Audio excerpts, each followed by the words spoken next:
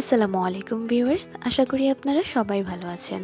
জলপাইয়ের সিজনে জলপাইয়ের তেলের আচার না হলে তো হবেই না। খিচুড়ি হোক কিংবা ভাতের সাথে জলপাইয়ের আচারটা মাস্ট। খুবই সহজে জলপাইয়ের তেলের আচার রেসিপি নিয়ে চলে এসেছি আম্মুস ইয়াম্মি কিচেন পেজ থেকে। আমি এখানে 2 কেজি পরিমাণ জলপাই নিয়েছি।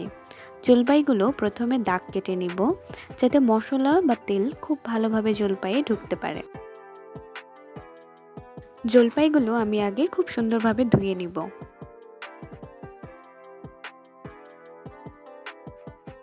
জলপাইগুলো আমি ধোয়ার পর মশলাগুলো তৈরি করে নেব। মশলার মধ্যে আমি প্রথমে বাটা মশলার উপকরণগুলো নিয়ে নিচ্ছি। এর মধ্যে আমি নিয়ে নিয়েছি শুকনো মরিচ, রসুন, 5 ফোড়ন ও সরিষা। মশলাগুলোকে আমি বেটে পেস্ট করে নিয়েছি।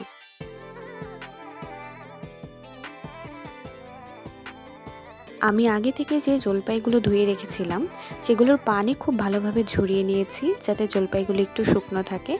ওই অবস্থাতে আমি লবণ দিয়ে নিব পরিমাণ মতো। এই বাটা মশলাগুলো আমি এখন জলপাইয়ের সাথে খুব ভালোভাবে মাখিয়ে রোদে শুকাতে দিব। প্রত্যেকটি জলপাই আমি খুব সুন্দরভাবে দাগ কেটে নিয়েছি। এতে করে প্রত্যেকটি জলপাইয়ে মশলা, তেল, লবণ সব কিছু ভালোভাবে ঢুকবে। জলপাইগুলো রোদে শুকানোর জন্য আমি প্রথমে একটি চালনিতে একটি পেপার বিছিয়ে নিয়েছি। এর উপর প্রত্যেকটি জলপাই আমি খুব সুন্দরভাবে বিছিয়ে নেব। তারপর 2 থেকে 1 দিন আপনারা রোদে শুকাতে পারেন। দেখতে পাচ্ছেন আমি জলপাইটা কি পরিমাণ শুকিয়েছি। খুব বেশিও নয়, আবার খুব কমও নয়। এইদিকে আমি আরেকটি মশলা তৈরি করে নিব। তার জন্য নিয়েছি শুকনো মরিচ ও 5 ফোড়ন। এটি আমি শুকনো গুঁড়া করে নিয়েছি। অন্যদিকে একটি পাত্রে আমি বেশ পরিমাণ সরিষার তেল নেব। এই সরিষার তেলগুলো যখন গরম হয়ে যাবে, আমি আগে থেকে শুকানো জলপাইগুলো এক এক করে দিয়ে কিছুক্ষণ কষিয়ে নেব। এখানে দিব আমি 1 চামচের মতো লবণ। বেশি একটা দিব না, কারণ আমি আগেই লবণ দিয়ে শুকাতে দিয়েছিলাম। আর দিব 3 চামচের মতো চিনি। সরিষার তেলের সঙ্গে জলপাইগুলো আমি খুব ভালো করে কিছুক্ষণ কষিয়ে নেব।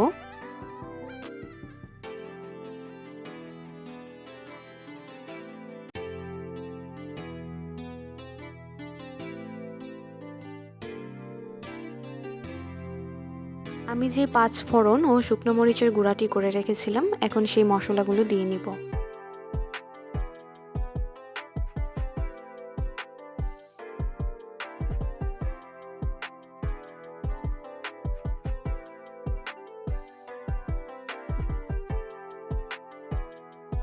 দিয়ে নিচ্ছি কালো জিরা। মশলাগুলোর সাথে জলপাইগুলো খুব ভালোভাবে কষানো শেষ হলে আমি এক সাইডে রেখে দেব ঠান্ডা হওয়ার জন্য।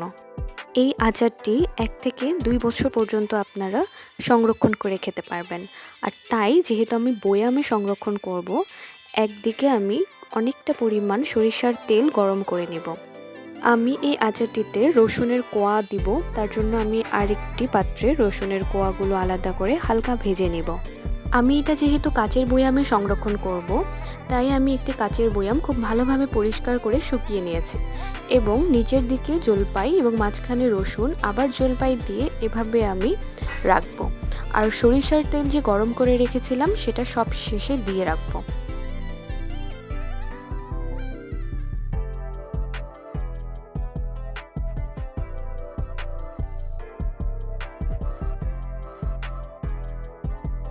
এই আচারটি আপনারা এভাবে যদি রোদে শুকিয়ে খেতে পারেন, 2 থেকে 1 বছর অনায়াসে খেতে পারবেন।